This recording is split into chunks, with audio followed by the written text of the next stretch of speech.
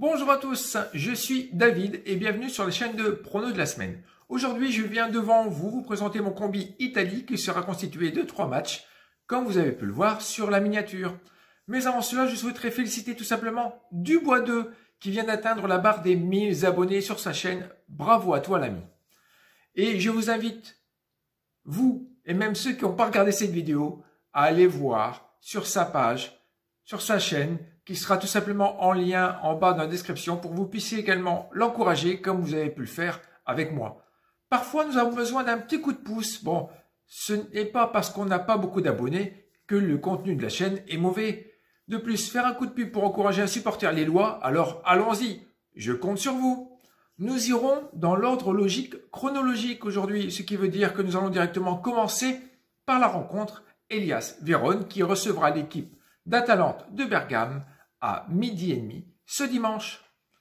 Les Véronais classés à la 9e place du tableau de cette Serie A avec un malheureux constat lors des 5 dernières rencontres.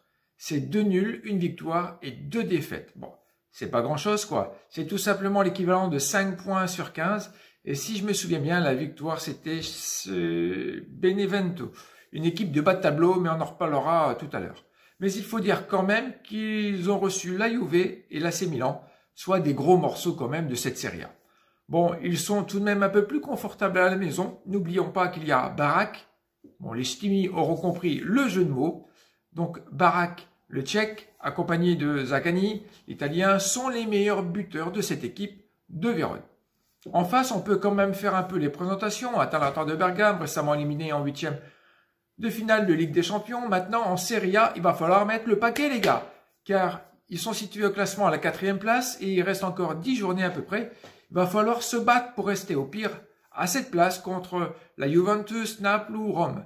À l'extérieur, leur bilan, c'est 7 victoires, 4 nuls et 2 défaites pour 25 buts marqués et 14 encaissés. Il reste quand même sur une défaite à l'extérieur. C'était face à l'Inter. Muriel et son compère Zapata, accompagnés de Gossens et de Ilicic, se doivent de maintenir le cap pour cette place européenne pour l'année prochaine. Pour cette rencontre, je vais tout simplement partir vers un plus 2,5 buts à la cote de 1,57 et qui sera combiné avec les deux pronos suivants. Dès le coup de sifflet final de cette rencontre, ce sera tout simplement le début du match entre la Juventus et Benevento. Pour essayer de récupérer la première place, cela risque d'être tendu, oui, voire très compliqué. Il faudra compter sur plusieurs faux pas de l'Inter, tout comme l'Atalanta. La Juventus a été éliminée de cette Ligue des Champions, bien qu'elle ait remporté la rencontre. Du coup, c'est ici et maintenant qu'il faut montrer son plus beau jeu. À domicile, ils sont invaincus depuis 12 rencontres, toutes compétitions confondues. Les books les voient de toute façon vainqueurs de ce match à la cote de 1,20. En face, Benevento, actuellement positionné à la 16e place, à cette heure-ci, ils sont sauvés de la relégation. Mais à l'extérieur, le bilan est 4 victoires, 3 nuls, 6 défaites, pour 14 buts marqués et 24 encaissés. Je vois mal le buteur Caprari venir lutter contre le trio Chiesa, Morata et bien sûr CR7. Également, pour cette rencontre, je vois plus facilement un plus de 2,5 buts à la cote de 1,35.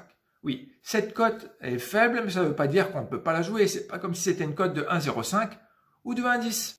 Nous voici pour le dernier prono de ce combi Italie. La Roma qui recevra la Napoli, c'est le choc du top 6 de cette journée. Les Napolitains sont à la 5e place, quant aux Romains ils sont à la 6e avec tous les deux le même nombre de points, mais surtout pas le même nombre de buts encaissés. Même si la Roma a joué un match de plus, elle en a pris 40, alors que les Azuréens en ont pris 29 en 26 journées. Bon alors, je ne sais pas au final si ce match paraît être évident, mais il est vrai que Rome est confortable à la maison, il n'y a que Naples en déplacement, c'est pas leur point faible. À domicile, l'équipe de la Louve, c'est 10 victoires, 3 nuls et une seule défaite pour 33 buts marqués et 15 encaissés. Un très beau ratio. Pour cette équipe de la capitale, il y a quand même une longue liste d'absents, certains de longue date. Les 3 Brésiliens, Ibanez, Jesus, Pérez. Ensuite, nous avons, j'ai toujours du mal à le dire, le Mkhitaryan, Smalling, Zaniolo et Verretou. Il est vrai que la Roma a joué mercredi contre le Shakhtar Donetsk et s'est qualifié pour les quarts de finale de l'UEFA. Bon, alors, toujours les questions qu'on se pose. Est-ce que les joueurs seront frais ou pas? Toujours dans le rythme ou pas? Maintenant qu'il y a les sélections qui arrivent très vite, pour dans 2-3 jours, Ensuite, nous avons l'équipe de Naples qui reste sur 5 matchs à l'extérieur compliqués avec un bilan de 3 défaites, un nul et une victoire. La victoire le week-end passé, c'était face à l'AC Milan sur le score de 1-0. Je vous rappelle qu'elle a été éliminée contre Grenade, le club espagnol, en 8e de finale. De la Coupe de l'UEFA, bien sûr. Dans cette équipe également, beaucoup d'absents, même si les buteurs principaux sont bien présents, tels que Immobile, Lozano, Politano, Dzeko, Zielinski ou bien l'espagnol Mayoral. Sans oublier le belge Mertens. Vous voyez, ça en fait quand même pas mal. Avec autant de pointures et l'absence de buteurs de Mkhitaryan et Verretou côté romain, on pourrait donner la victoire aux visiteurs, pourquoi pas. À Paris Fun, je resterai quand même sur un plus de 2,5 buts à la cote de 1,50, ce qui nous fait un combi à 3,17. Que pensez-vous de ce combi? Ça va passer? Ça va pas passer? Moi, je miserai quand même 20 € sur ce combi et en croisant un peu les doigts. Hein.